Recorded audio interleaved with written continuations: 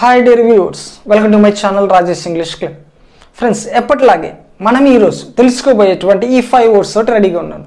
మరి ఏంటి దీని మీనింగ్, దాని యొక్క యూసేజ్ అనేటువంటిది క్లియర్గా తెలుసుకుందాం. ఫస్ట్ వర్డ్ చూద్దాం, grief. Grief it is a noun. ఇది ఒక నౌన్.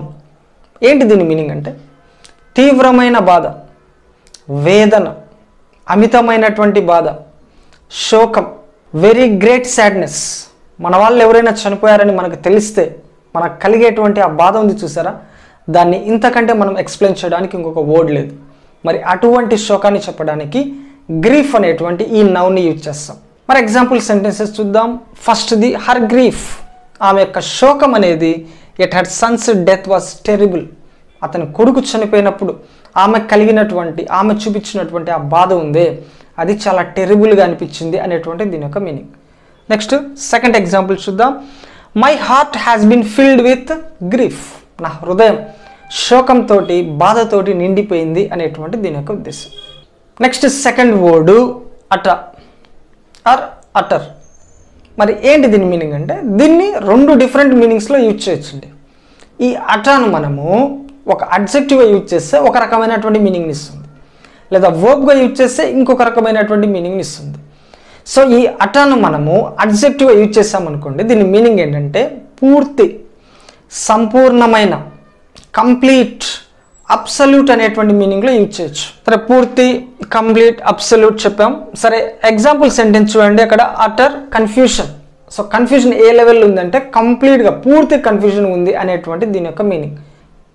నెక్స్ట్ దీనిని మనము ఒక వర్బ్గా యూజ్ చేస్తే దీని మీనింగ్ ఎలా ఉంటుందంటే టు సే సంథింగ్, ఏదైనా చెప్పడం అనేటువంటి సెన్స్లో దీన్ని మనం వర్బ్గా వాడచ్చు. చూడండి, to say something or to make something with your voice. నీ వాయిస్ ప్రొడ్యూస్ చేసి ఏదైనా చెప్పడం అనేటువంటి సెన్స్లో దీన్ని మనం వర్బ్గా యూజ్ చేస్తాం. మరి ఎగ్జాంపుల్ సెంటెన్స్ చూడండి. She sat through the whole meeting without uttering a word.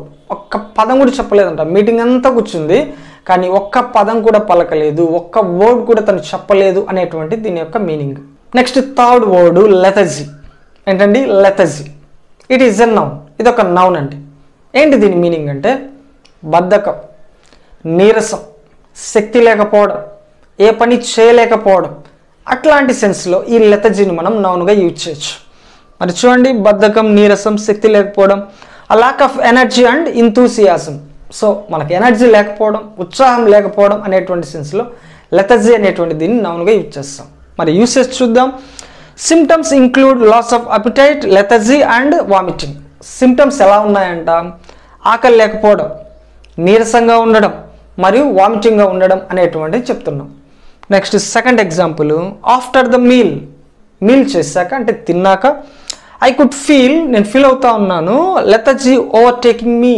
So నన్ను లెథజీ అనేటువంటిది అంటే నీరసం అనేటువంటిది ఆవహిస్తుంది అనేటట్టు నేను కనిపించిందంట. అంటే తిన్నాక సో కొంచెం మనకు మంపుగా అనిపిస్తూ ఉంటుంది చూడండి. సో ఆ ఫీల్ అనేటువంటిది ఇక్కడ కలిగింది అనేటువంటిది మనం చెప్తున్నాం. Next fourth word ensure. Ensure it is a verb. ఇది ఒక యాక్షన్ వర్డ్గా మనం యూజ్ చేస్తాం. ఏంటి దీని మీనింగ్ అంటే ఏదైనా జరిగేలా చూడడం, ఏదైనా జరిగేటట్లు మనం చూడడాన్ని ఇన్షో అనేటువంటి ఈ వర్బ్తో చెప్తాం. సో ఇన్షో ఖచ్చితంగా జరిగేలా చూడడం, to make something certain to happen, జరిగేటట్లు మనం ఖచ్చితంగా ప్రయత్నించడం, చూడడం అనేటువంటి మీనింగ్. మరి ఎగ్జాంపుల్స్ చూద్దాం. ఫస్ట్ది, the role of the police. Police యొక్క పాత్ర అనేటువంటిది ఈజ్ టు ఇన్షో. సో వాళ్ళు చూసుకోవాలి, జరిగేటట్లు చూడాలి, that the law is obeyed. Law అనేటువంటిది అందరూ పాటిస్తున్నారా లేదా అని చూసుకోవాల్సినటువంటి బాధ్యత పోలీస్ వారిది అనేటువంటిది ఇక్కడ మనం చెప్పేది. నెక్స్ట్ సెకండ్ ఎగ్జాంపుల్ చూడండి. I cannot ensure his being on time. నేనైతే ఖచ్చితంగా ఇదైతే చూడలేను, నా వల్ల కాదని చెప్తున్నా. ఏంటిది? His being on time. అతని సమయానికి వచ్చేలా చూడడం అనేటువంటిది నాకు కుదరదు, నాకు చేత కాదు, నేను చేయలేను అనేటువంటి దీని యొక్క meaning. Next fifth word, last word penance. ఏంటండి penance? It is a noun. ఇది ఒక నౌన్ అండి. మరి ఏంటి దీని మీనింగ్ అంటే పశ్చాత్తాపం, చేసిన తప్పుకు తనకు తాను విధించుకునేటువంటి శిక్ష అనమాట. సో వాలంటరీగా తనకు తాను విధించుకునేటువంటి ఆ శిక్షను మనం పెనెన్స్ అంటాం. పశ్చాత్తాపం, తనకు తాను విధించుకునే శిక్ష, వాలంటరీ సెల్ఫ్ పనిష్మెంట్, సెల్ఫ్గా తనకు తాను విధించుకునేటువంటి పనిష్మెంట్ని మనము పెనెన్స్ అని చెప్తాం. ఎగ్జాంపుల్ సెంటెన్సెస్ చూద్దాం. ఫస్ట్ది, యాజ్ ఎ పెనెన్స్, తను చేసినటువంటి ఆ తప్పుకు పశ్చాత్తాపంగా షీ సెడ్, ఆమె చెప్పింది ఏం చెప్పిందంట, షీ వుడ్ బై, ఆమె కొంటా అని చెప్పింది అ బాక్స్ ఆఫ్ చాక్లెట్స్. సో ఆమె తప్పును సరిదిద్దుకోవడానికి, ఆ తప్పుకు ప్రత్యామ్నాయంగా, ఆ తప్పుకు పశ్చాత్తాపంగా ఒక బాక్స్ చాక్లెట్స్ అనేటువంటి కొంటానని ఆమె చెప్పింది అనేటువంటి దీని యొక్క ఉద్దేశం. నెక్స్ట్ సెకండ్ ఎగ్జాంపుల్ చూద్దాం. షీ నెల్ట్ హర్, సారీ ఇక్కడ హర్ అనేటువంటిది ఎక్స్ట్రా పడింది.